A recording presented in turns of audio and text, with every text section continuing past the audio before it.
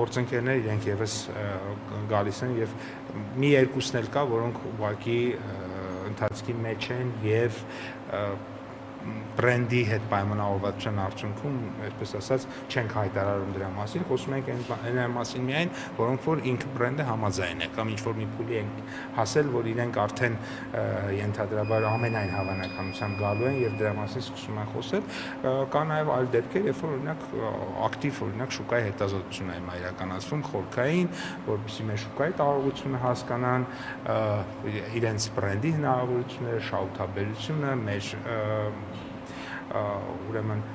հնարավոր այսպես ասած գնողունակության չափ, այսինքն տարբեր ցուցանիշներ, որոնց արդյունքում այդ ընկերությունները կարողանան գալ Հայաստան։ Այս առումով աշխատանքները կատարվում են տարբեր ձևաչափերով եւ հրապարակային եւ երբեմն նաեւ ոչ հրապարակային, բայց դա արդեն մասնավոր ընկերությունների ցանկությունն է։ Պարոն Բաղրամյան, դուք ընկերությունների մասն եք արդեն խոսում, բայց ակնհայտ է, որ դեռևս բազմաթիվ դետալներ քննարկված չէ ճանապարհի հետ կապված։ Ինչպես եք դուք բանակցում իրար մասին, երբ որ սկիզբը դեռ չկա այդ։ Չէ, իրականում հայ-ամերիկյան համագործակցությունը ինքը միայն թրիփի մասին չի, ինքը շատ ավելի լայն է, օրինակ, երբ որ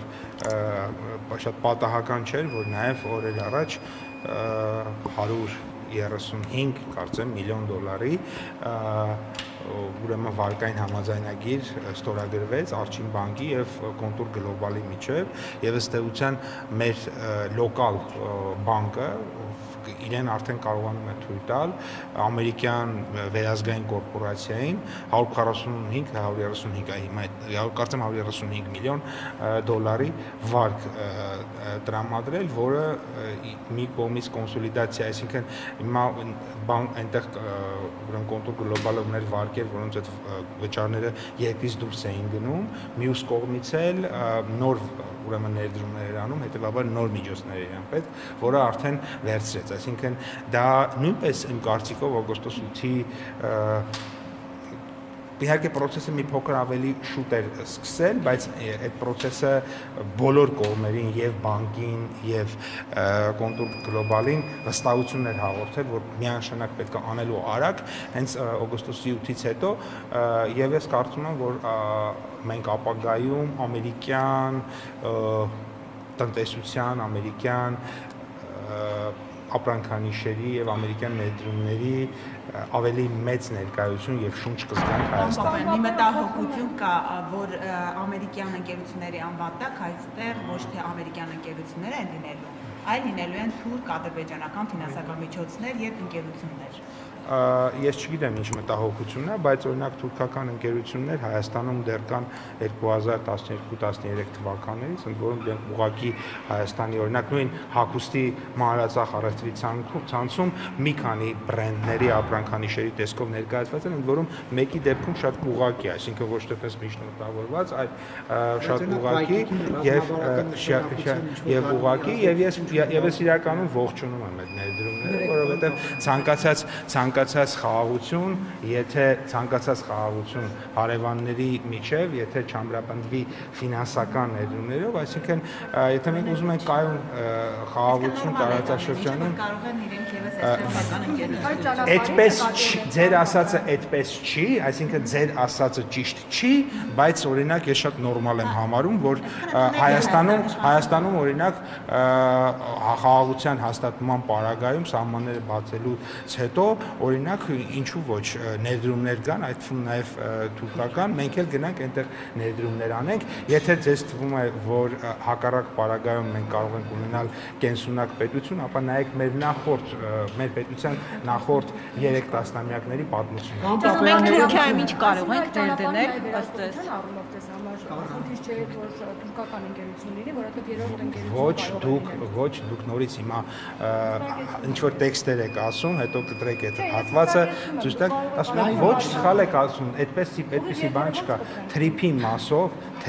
մասով մեր գործակցությունը միայն եւ միայն Միացյալ Նահանգների հետ է։ Պարոն Պապյան, Իսկ ինչ վերաբերում է նրան, որ օրինակ կարող է որ ինչ որ մի հյուրանոց բացվել, ենթադրենք Հայաստանում որևէ երկրի, ասենք օրինակ թուրքական բրենդի, կարող է բացվել, ինչի չի կարող, ինչի կարա բանա, կներեք էլի դուք ասացիք այդ բրենդի անունը։ 2012 թվականին ինքը կարա Հայաստանում բացվի, 2026 թվականին այն մյուսը չի կարա։ Չէ, այն կոնտեքստում է հարցը տալիս, մի րոպե, հարցը այն կոնտեքստում է, որ դուք չորա հապուսի հետ կապված խանութ եք մանրադաշնչում, բայց ճանապարհը ռազմավարական ճանապարհի հետ որևէ երկիր գործ չունի, ճանապարհի հետ գործ ունեն Հայաստանը եւ Միացյալ Նահանգները։ Այս հարցը սևով սպիտակի վրա գրված է թղթի վրա եւ այլ բան հնարավոր չի, այլ բան անհրաժեշտ չի, այլ բան չի լինելու։ Պարոն Պապոյան, Հայաստանը ինչ կարող է ներդնել Թուրքիա։ Լայնության մասին չի խոսվում այդ ճանապարհի, ինչու չի ասում, թե որքան լայնություն է ունենալու եւ բացի այդ Ռոբերտ Քոչարյանն ասում է, որ ավելի երկար պետք է լինի այդ ճանապարհը, գնահատի երազ, նաեւ Ռուսաստան-Ադրբեջան, որպեսզի արդյունավետ լինի Հայաստանի համար եւ ոչ թե դուրս գա, որ միայն ադրբեջանցիներն են օգտվում։ Բայց ով է ասել, որ այդպես չի։ Դե 43 կիլոմետրից ավել ասում է երկար պետք է լինի, դուք ասում եք Քոչարյանը որտեղից է վերցրել, որ այդպես չի։ Դե չափը 43 Դե մի մեծ քարտեզ էլ դուք դրեք, դե դիմացը տեսեք, որ այդպես չի։ Հովիկ Աղազարյանն էր ասում, որ եթե երասխջուրֆա օրինակ Նախիջևանով ճանապարհը չբացվի, դա չի լինելու ապաշրջափակ։ Երասխից մինչև Նախիջևան այդ երկաթուղու կտորը մի կիլոմետրանոց փոքր հատված է։ Դա գործարկելու համար կա, դիտարկվում են հնարավոր է ինչ-որ առաջարկ լինի Միացյալ Նահանգներին, որ եթե իսկապես Հայաստանի տարածաշրջանով եք հետաքրքրված, դա անպայման գործարկվելու է։ Ինչ է կարծում, կարող է այն 40 քանի կիլոմետրը սարքենք, այդ մի կիլոմետրը չէ։ իսկ լայնության մասով Ես ուղղակի ձեր հարցը չեմ հասկանում։ ասում եմ լայնությունը ինչքան է լինելու։ Երկարությունը 42 կիլոմետր է, լայնությունը ասեմ 11 մետր 17 սանտիմետր, դա դες ինչ է տալու։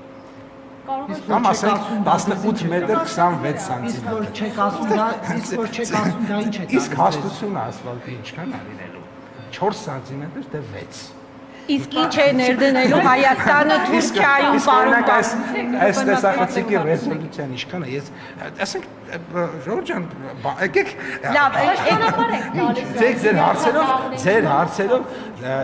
ձեր հարցերով մենք մի ճանապարհ չենք տալիս, մենք ճանապարհ ենք կառուցում Հայաստանի Հանրապետություն։ Դա Հայաստանի Հանրապետության սուվերեն տարածքն է, դա մեր ճանապարհն է, մեր Պարոն Պապոյան, դուք այսինքն եթե խաղաղություն լինի, սահմանները բացեն, երկուստեք ներդրումներ կլինեն։ Հայաստանը ինչ ներդրումներ կարող է անել Թուրքիայում։ Հայաստանը ներդրումներ ես չեմ կարծում, որ մեր խնդիրն է, որպեսզի մենք հենց անենք, որ ներդրումներ անենք, մեր խնդիրն է, որ մեր ապրանքները կարողանանք վաճառել Թուրքիայում, սա մեկ, այսինքն էքսպորտ ունենանք այնտեղ, եւ երկրորդը օգտագործենք թուրքական նավահանգիստների եւ թուրքական ճանապարհների պոտենցիալը եւ այդ պոտենցիալի միջոցով մեր ապրանքները արտաքին աշխարհ, երբ որ մենք հասցնենք, դրանք կլինեն շատ ավելի մրցունակ, քանի որ թուրքական նավահանգիստներով միջակայական ծով դուրս գալը մոտավորապես երևի 3 անգամ ավելի կարճ է, եւ որը էականորեն ազդում է տրանսպորտային ծախսերի վրա եւ հետեւաբար ապրանքների մրցունակության վրա եւ իհարկե նաեւ օգտագործելով թուրքական ցամաքային եւ ծովային հնարավորությունները, նավահանգիստներ, ճանապարհներ, Հայաստան ներմուծվող ապրանքների գները էականորեն իջեցնել եւ դրանով նաեւ ուրեմն բնականաբար եթե որևէ որոշակի ապրանքներ կան Հայաստան շատ ավելի քիչ տրանսպորտային ծախսերով, դա հնարավորություն կտա մեզ շատ տրամաբանական է, այստեղ ունենալ շատ ավելի մրցակցային միջավայր, այդ ֆուն գնանկում տեղի ունենա եւ բայց չկա մի ապրանք, որով կարելի է ներդրում անել։ Կա արդեն Թրամփի նախագիծը կա, թե ոչ։ Ես անոց չեմ նախագծին որպես այդպես։ Այսինքն կառուցման աշխատանքները գործնականում այսպես չեն սկսվել, չէ՞, այդ ընկերությունները, որ դուք ասացիք, դրանք ուսումնասիրությունների փուլում են։ Տեսեք, հիմա նայեք, մենք ես այն որ ասում եմ, դա այդ չի նշանակում, որ մենք այդքան սպասելու ենք, չէ՞, բայց չի կարա օրինակ այսօր որոշվի, որ մենք օրինակ ճանապարհ ենք կառուցում, վաղը դրա process-ը սկսի, չէ՞, ինքը ուսումնասիրություն կանգերություններ գալիս են ֆինանսավորման պայմաններ, նախագիծ, տեղանքին ծանոթացում եւ ինձ թվում է ավելի կոմպետենտ մարդիկ կան, ավելի կոմպետենտ մարդիկ կան, որոնք որ կասեն, ես նման տեխնիկական հարցերի չեմ տիրապետում։ Ապա հնիստում պարոն Պապոյանը, Պուտինի եւ Փաշինյանի հայ-ամերիկյան ընկերությունը արդեն ձևավորվել է։ Ես նման տեղեկություն չունեմ։ Պարոն Պապյան, ԱՊՀ-նիստում Պուտինի եւ Փաշինյանի միջև այսպես է տարաձայնությունը ԵԱՏՄ շրջանառության հետ կապված, թվերի հետ կապված, ինչու է այդպես, իսկ ըստ էության անկում է գրանցվել այդպես այդ շրջանառության մեջ։ Մենք հիշում ենք, որ ընդդիմությունը անընդհատ դեռ 2 տարի էս վերջին անընդհատ ահազանգում էր, որ այս թվերը այդ ուռճացված են, այսինքն Հայաստանում էական տնտեսական ներդրումների արդյունքում չի այդ շրջանառությունը ավելացել, դուք հակադարձում եք, որ դա այսպես սեփականաշնորհում էր իշխանությունը իրեն։ Հիմա հասկանում ենք, որ նույն ոսկու այսպես շրջանառության, ավտոմեքենաների հետ կապված ակնհայտ ընկել է այսպես ոսկին։ Այս դեպքում ճիշտ էր ընդդիմությունը, երբ ասում էր, որ այդ թվերը ուռճացված է, որով իշխանությունը այսպես ասած գլուխ է կողմում։ Թիվը ուռճացված է, թիվը 11-12 միլիարդից դարձել է թիվը ոսկու շրջանառություն է տեղի ունենում, որից ես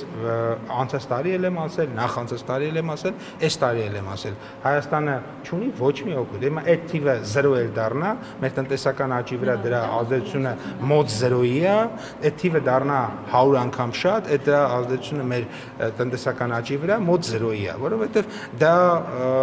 դա մի բան է, այսինքն այդ product-ը գալիս էր Հայաստան, դա գնում էր մեկ այլ երկիր։ Ինքը ֆորմալ առումով, վիճակագրական առումով թիվ է։ Ռուսաստանի համար արդյունք է էական, որովհետև ինքը բան արտահանում։ Էմիրատների համար արդյունք է, որովհետև ինքը ստանում է։ Մեր համար ինքը ընդհանրապես վիճակագրական թիվ է։ Դրա համար որ ասում են արտահանում ներմուծումը Հայաստանը չէ շահում, ինչ ոչ մի ինչ է շահել, որ մի երկու հոգի բան մաքսային հայտարարագիր կարող է լրացնում էին, մեկն էլ բան էր Զվարթնոցից բերում էին այնտեղ են Փարաքյարում մի հատ տեղ կար, այդ արանքում էլ հիշում եք, որ այդ 3 կիլոմետրի վրա մի հատ էլ գողություն տեղի ունեցավ։ Այդ ընթացքում ծախսված բենզինն է մեկ էլ երևի եղել։ Իսկ թվերի հետ կապված այդ անհամաձայնությունը Նիկոլ Փաշինյանը ասաց։ Եկել իհարկե որոշ տեղափոխումներ կարող է իրենց եկամուտներ են ստացել, որոնք որ տնտեսության վրա ունեցել են 0-ին մոտ ազդեցություն, իրենց անձնական կյանքի վրա որոշակի ազդեցություն ունեցել են, բայց իրանք այդ մեջ շրջանառության մեջ այնքան փոքր բաներ են, որոնք որ ընդհանուր հանրային բարիքի վրա սահմանափակ ազդեցություն են ունեցել։ Կարող է մեկը դրա հետևանքով ռեստորան է մի հատ բացել, օրինակ, եւ դա ինչ որ անուղղակի արդյունք ունեցել է, բայց մեծ հաշվով տնտեսության վրա ինքը տեսանելի որևէ արդյունք չի ունեցել։ Թվերի հետ կապված այդ անհամաձայնությունը 4 միլիարդ 9 միլիարդ, տեսեք Նիկոլ Փաշինյանը ասեց 4 միլիարդ, հետո դուք հրապարակեցիք վիճակագրական ծառայությունով, որ 4 միլիարդ։ Ինչու է Ռուսաստանի նախագահը ասում, որ ավելին է, քանի որ դրանից առաջ էլ երբ Նիկոլ Փաշինյանը մեկներ էր Մոսկվա այդ ատոմայինի հետ կապված հանդիպմանը, Վլադիմիր Պուտինը ասեց 11 միլիարդ եւ այնտեղ չառարկեց Նիկոլ Փաշինյանը, որ 11 միլիարդ չի, այլ 9 միլիարդ է ընդհանուր առևտրաշրջանում։ Գործընկերներ։ Այսինքն Հայաստանն ու Ռուսաստանը տարբեր Հանրապետության ազգային վիճակագրական ծառայությունը հրապարակում է թվեր ընդունված մեթոդաբանությամբ արդեն 30 քանի տարի է։ Հիմա թե որտեղ ինչպես են հաշվում, ես չեմ կարող ասել կամ ինչ թվեր որտեղ ինչ կա։ Մենք այլ բան չենք էլ կարող հրապարակել, եթե վիճակագրական ծառայությունը ասի 1 միլիարդ է, պետք է ասենք 1 միլիարդ է, ասի 11-ը, ասենք 11-ը։ Նայել ենք, տեսել ենք, չգիտեմ, 9-ը, ասել ենք 9-ը։ Չի կարող սխալվել վիճակագրական ծառայությունը հարցրեք։ Սև կասա կա մի քանի միլիարդի մասին է։ Սև կասայի թվեր։ Ես այդպիսի բաներից չեմ հասկանում, երևի դուք հասկանում եք, դրա համար այդպիսի հարցեր եք տալի, ես չգիտեմ։ Մի հարց է ոլորտի հետ կապված։ Ֆերմերները ահազանգում են, որ ամբողջ Հայաստանում դաբաղ է տարածված, այս այդպիսի բան գոյություն։ Ինչի՞։ Մենք պարզապես իրականացնում ենք միջոցառումներ, որը շատ լավ իրականացնում ենք եւ այդպիսի բան։ Քիրը կա, չէ։ Բայց հարևան երկրներում կա, մենք հիմա վակցինացիա ենք անում։